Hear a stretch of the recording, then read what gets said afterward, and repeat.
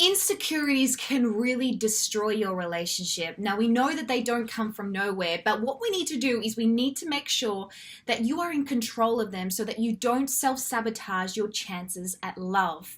In this video, I'm going to talk about how to deal with your insecurities in your relationship.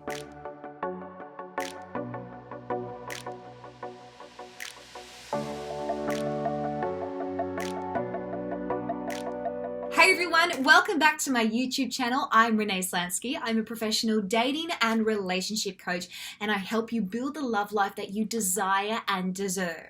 Now in this video, I really want to talk about what happens when you just allow your anxiety and your insecurities to take control of your decisions, mindset, and actions, and they start to negatively affect your relationship. But before I jump into that, I want to make sure that you subscribe, hit the notifications button, and give me a big thumbs up if you like this video. All right. I'm just going to say this. Insecurities and anxiety are a completely normal part of life. And I think often we feel guilty for having these insecurities because we look at other people's relationships and we assume that they're just confident and thriving and, just kind of perfect. Well, we need to have a reality check. What happens is if you haven't dealt with past baggage or even present sort of pains and fears, they can manifest in really self-sabotaging habits in your relationship. And what that can do is it can actually drive away the person that you love, even if you don't want to, because you haven't learned to deal with it. So it's really important that we hit it on the head before it actually destroys your relationship. Now, the first thing to do is actually name them. Now, whether that insecurity is low self-esteem, the fear of being cheated on, the fear of missing out, maybe the fear of being hurt, whatever it is that you have this anxiety and this conflict about, I want you to get a piece of paper and I want you to actually write it down. By writing it down, you're able to almost put a label on that insecurity. And that means that you're able to then work out what the solution is and where that insecurity is coming from. When we have a sense of direction or when we have a name over our problems, it gives us a little bit more peace that we're able to work out, okay, well, what do I need to do from next? It's like when people are sick and they're going from doctor to doctor to doctor. They just want to know what's wrong with them, okay? And when they actually finally have a name of that disease or sickness, even though it hasn't cured the problem, it at least gives you a sense of peace knowing what it is. So that's what I want you to do. I want you to write down first every insecurity that you have. The second thing to do is find out where this insecurity is coming from. If this insecurity maybe is the fear of having your partner cheat on you, so you're constantly trying to control them, or you're nagging them, or you're stalking them, or you're basically accusing them or getting on the defensive, then you have to ask yourself, well, why do I feel this way? Is it actually their behavior, or is it something that comes from my own fear and baggage? Insecurities in a relationship basically come from either the circumstances that are going on, which involve both of you, one of you, or just yourself. Now, if your partner is doing things to consistently feed your insecurities, like they're putting you down, they're mistreating you, they're acting secretive, maybe they're just doing really out of character sort of things, then your anxiety around those issues are probably validated. And it's important to be able to start identifying again what those sort of reasons are of why you're feeling like that and how you can actually start to address them. Now, if your insecurities are purely coming from your own sort of issues going on inside you because you haven't dealt with maybe stuff that happened in your childhood or past relationships and you're basically holding on to all this baggage and fear, then it's important to be able to really look at it and get help about it. One of the big reasons why I myself was able to go from 10 years of toxic dating and relationships to finally meeting the man of my dreams and getting engaged within 9 months is because I got help. I realized that I was the common denominator in my life, that it wasn't just the bad men that I was dating. It was the fact that I was making decisions that were self-sabotaging my chances of happiness. And those decisions were coming out of my insecurities and fears. When I was finally able to address them and actually get help and face them, even though they were quite confronting, I was then able to work on the solutions to conquer them and finally get my breakthrough. The third thing to do is communicate openly. If you just allow your insecurities to start to rule your life, your decisions, your mindset, your words, and your relationship and your response to your partner, then your insecurities are basically going to just continue to grow, and they're going to start to destroy your relationship. They will push away the person that you love, or what they will do is that they will continue to build the anxiety inside your brain, and then you will just never have that peace or progress that you yearn for. You have to learn to talk about things even when it is uncomfortable.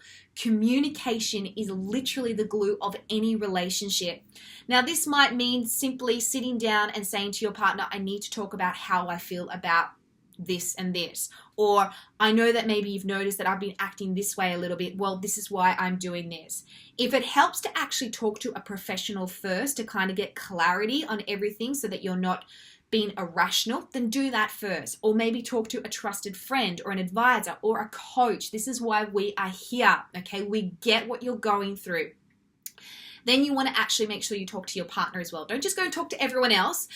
Actually talk to your partner, because they're the one in the relationship with you. By speaking about things, you'll probably actually realize how much clarity you get around these problems. It's almost like when you get it out of your head and out there, it gives you the perspective to work out, okay, well, where is this actually coming from and what can I do about it? Because accountability in a relationship is also about, making sure you address what issues that you have, whilst also keeping the other person responsible to what issues they're bringing into the relationship.